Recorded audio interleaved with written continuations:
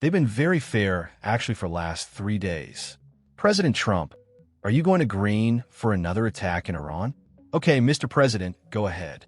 Mr. President, how quickly move to phase of the peace plan for as quickly as we can? But there has to be a disarmament. You know that we have to disarm with Hamas. So, one of the things we'll talk about certainly, but there has to be a disarming of Hamas otherwise very quickly. Yeah. Can you say anything more about the explosion in Venezuela that you mentioned in a radio interview? Did the military do that? Can you share?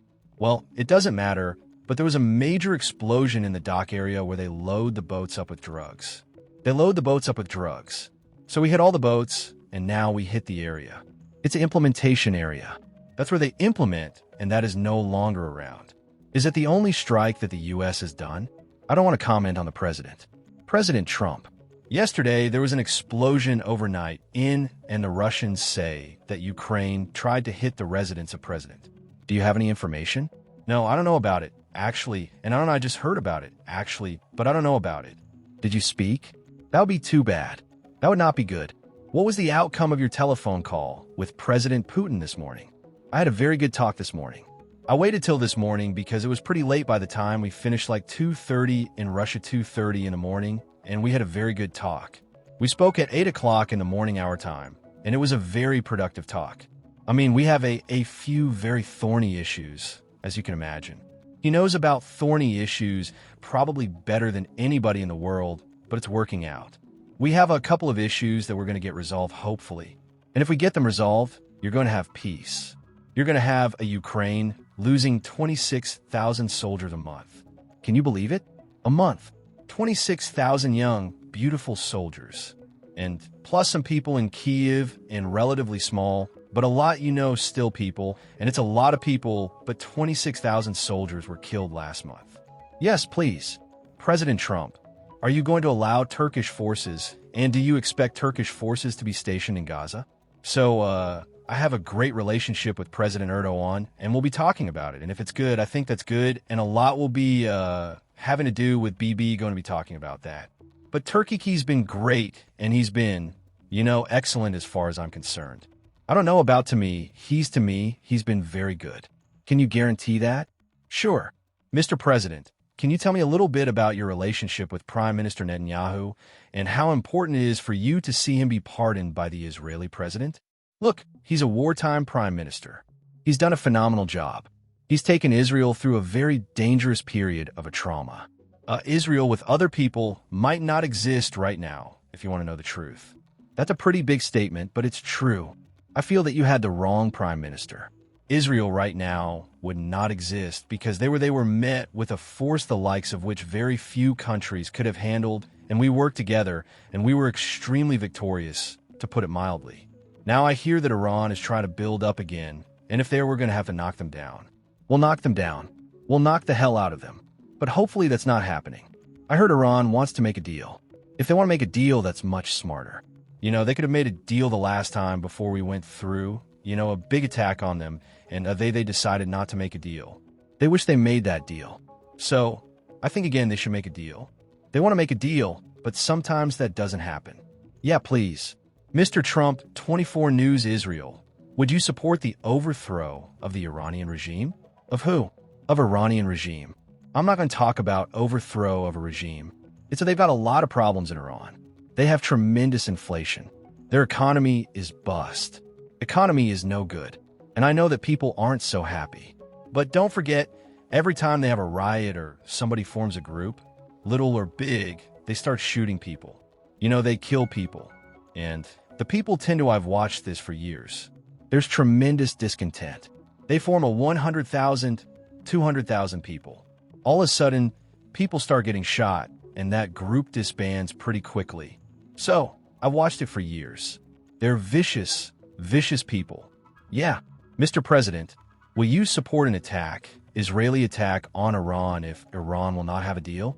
If Iran will continue with their ballistic missiles and also nuclear weapons?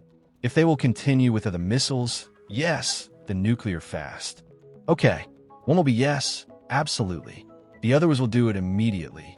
Mr. President, Your Honor from Channel 12 News, what are your plans regarding Gaza for the next few weeks? Well, we're going to be dealing on Gaza. That's why this very great prime minister is here right now. We're talking about Gaza. We're talking about a lot of things. We have about 5 major subjects that we're discussing, and Gaza will be one of those subjects. Mr. President, can you guarantee that the last hostages and field will be released before we continue to the second phase of the Gaza plan? Well, let's put it this way. Every hostage just about that's been released was released because of me.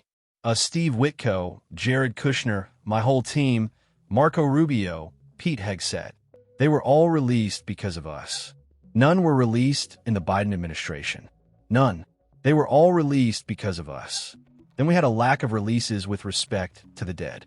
And all of a sudden they started coming back because they said, nope. You said you're going to do. We have one wonderful young man whose parents are right now inside. And he's what beautiful parents, a beautiful brother, sister, and like a beautiful family. And they're waiting for the son. It's the only one left. And we're doing everything we can to get his body back.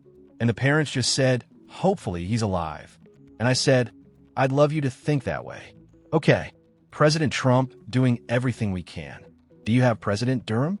Out of all of these people, and I'm not just talking about the final 20, right? Look at all of the people. What do you think the total number is? 255, 255, 254 came out. One more. Think of that. And we got them all.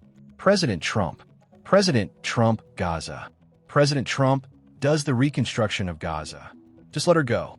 Does the reconstruction of Gaza will begin even before Hamas is disarmed?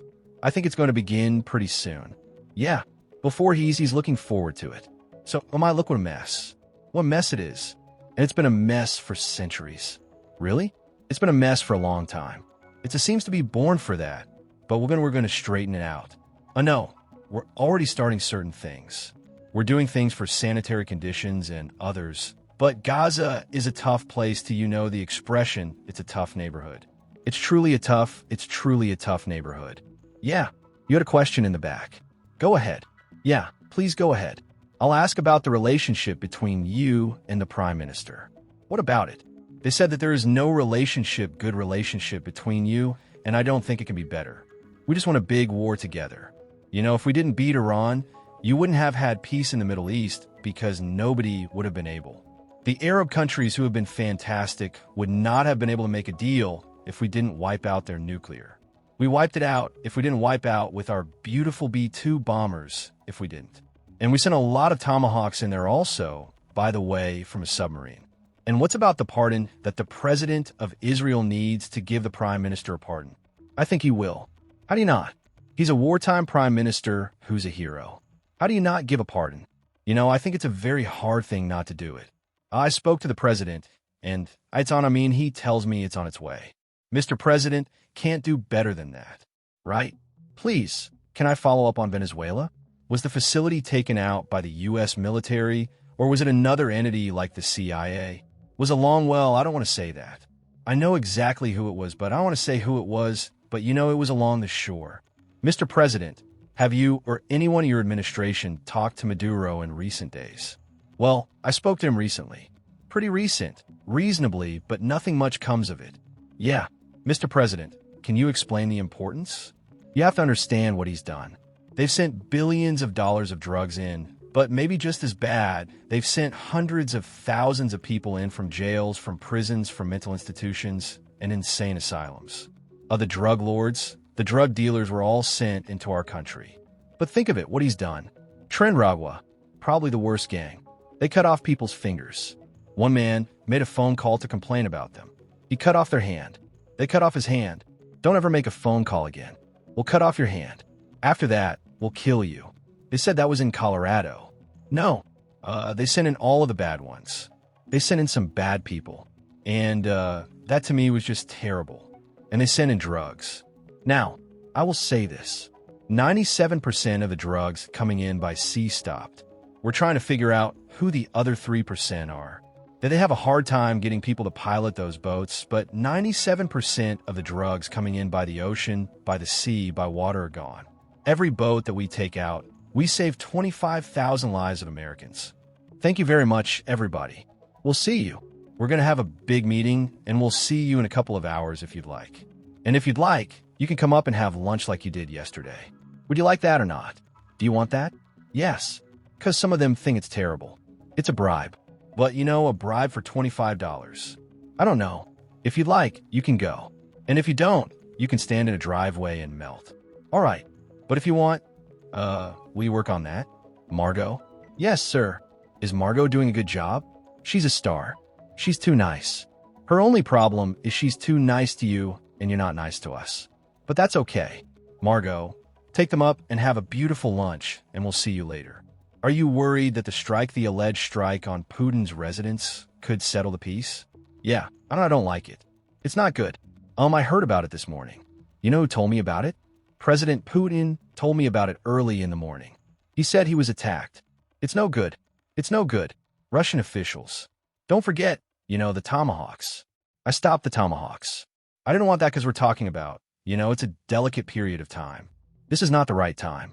It's one thing to be offensive because they were offensive. It's another thing to attack his house. It's not the right time to do any of that and can't do it. And I learned about it from President Putin today. I was very angry about it. Don't you have services? What?